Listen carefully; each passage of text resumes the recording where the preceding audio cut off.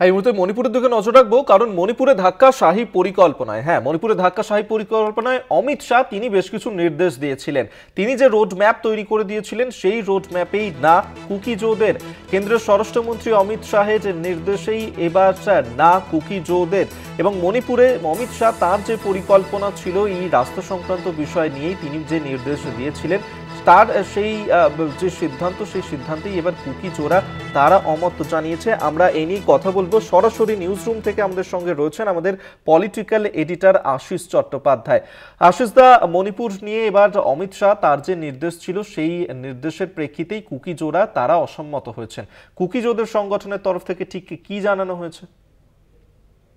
ফেব্রুয়ারি মাসে যখন রাষ্ট্রপতি শাসন জারি হয়েছিল মণিপুরে, তখনই মণিপুরের আইন শৃঙ্খলা রক্ষা সহ সব দায়িত্ব কেন্দ্রের ওপরে বর্তেছিল এবং কেন্দ্র নিজেই যেহেতু কেন্দ্রীয় সরকার সিদ্ধান্ত করে রাষ্ট্রপতির শাসন জারি করেছিলেন, সুতরাং কেন্দ্র তার সমস্ত ঝুঁকি সুবিধে অসুবিধে সমস্যা বুঝেই সেই সিদ্ধান্ত নিয়েছিলেন। তারপরে দেখা গেল যে বেশ কয়েকটা দিন পার হয়ে গেল, কিন্তু মণিপুরের পরিস্থিতি তেমন কোনো উন্নতি হলো না। রাষ্ট্রপতি শাসনের পরের কয়েকদিন একটা অস্বস্তিকর থমকে যাওয়া পরিস্থিতি তৈরি হয়েছিল মণিপুরে, কিন্তু তারপরে আবার সেই হিংসার মতো পরিবেশ ফিরে আসছিল। এই পরিস্থিতিতে সেখানকার রাজ্যপাল অজয় ভাল্লা, যিনি অমিত শাহেরও ঘনিষ্ঠ আমলা বলেই পরিচিত, তিনি 20 তারিখ ফেব্রুয়ারি মাসে বলেন যে এই দিন থেকে 7 দিন সময় দিলাম, আপনারা সব অস্ত্র নিজেরাই সমর্পণ করুন, অস্ত্র জমা দিয়ে যান। 7 দিনে তেমন একটা কোনো পরিস্থিতির উন্নতি হয়নি, তেমন অস্ত্র জমা পড়েনি উল্লেখযোগ্যভাবে। এই পরিস্থিতিতে আরও 7 দিন সেই সময়সীমাকে বাড়ানো হয়েছে, যেটা আজকে শেষ হচ্ছে।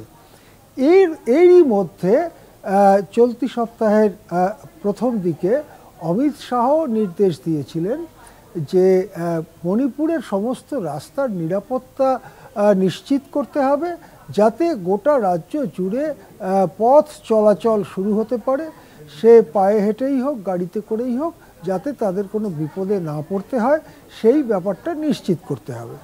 এই নির্দেশের প্রেক্ষিতে পরশুদিন মণিপুরের রাজ্যপাল অজয় ভাল্লা সেনা, আধা সেনা, পুলিশ, নিরাপত্তা বাহিনীর অন্যান্য শাখার শীর্ষ কর্তাদের সঙ্গে বৈঠক করেন এবং একটি রোডম্যাপ তৈরি করেন। এই সময়তে ইম্ফলে অর্থাৎ মণিপুরের রাজধানী সমতল এলাকায় ইম্ফল যে শহর, সেখানে কাজ করে একটি সিভিল সোসাইটি সংগঠন।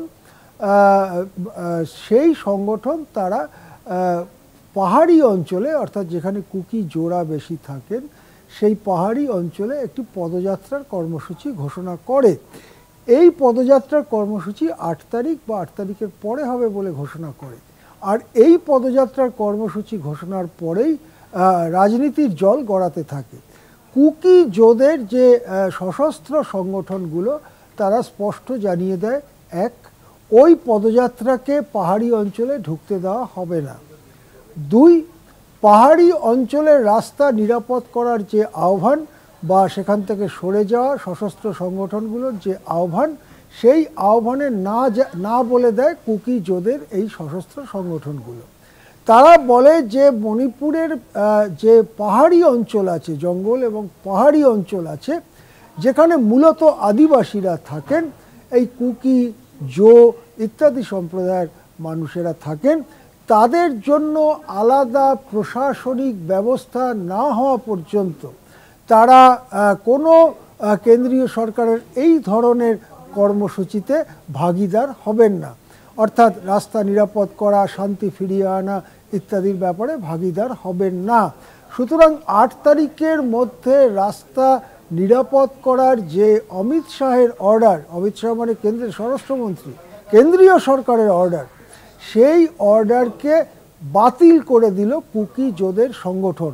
সুতরাং পরিস্থিতিটা কিন্তু খুবই গুরুতর হয়ে দাঁড়ালো।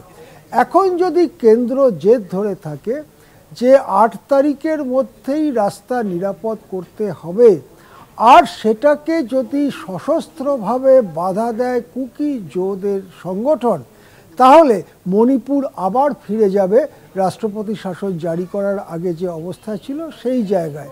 আবার হয়তো বিভিন্ন জনগোষ্ঠীর মধ্যে সশস্ত্র লড়াই শুরু হতে পারে, অথবা কেন্দ্র সিদ্ধান্ত নিতে পারে যে কোনো অপারেশন হবে, নিরাপত্তা সংগঠনগুলো, সেনা, আধা সেনা ইত্যাদিদের নিয়ে কোনো অপারেশন হবে। এবং যেহেতু কুকি এবং জোড়া কেন্দ্রের পরিকল্পনায় বাধা দিচ্ছে এবং পাহাড়ি অঞ্চলে বাধাটা আসছে প্রাথমিকভাবে, তাই পাহাড়ি অঞ্চলে অপারেশন করার কথাও কেন্দ্র ভাবতে পারে।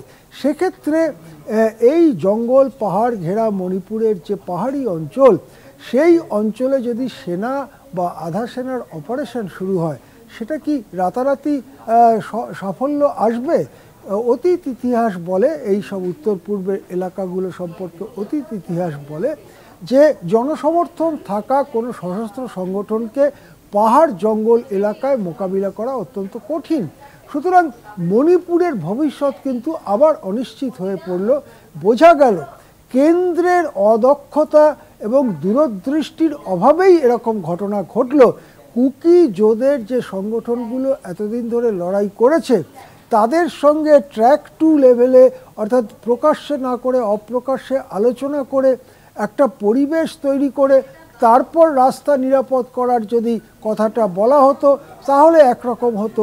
কিন্তু এখানে বোঝা যাচ্ছে যে সেরকম প্রচেষ্টা হয়নি, বা সামান্য কিছু প্রচেষ্টা হলেও তা ব্যর্থ হয়েছে এবং কুকি জোড়া কেন্দ্রীয় সরকারের যে সিদ্ধান্ত এবং নির্দেশ তাকে নস্যাৎ করে দিয়েছে। সুতরাং মণিপুরে শান্তি ফেরার আশায় একটা বড় সড়ো ধাক্কা লাগলো বলে মনে করছেন পর্যবেক্ষকদের অনেকেই। আশিস দা, আমাদের সঙ্গে থাকুন আপনি।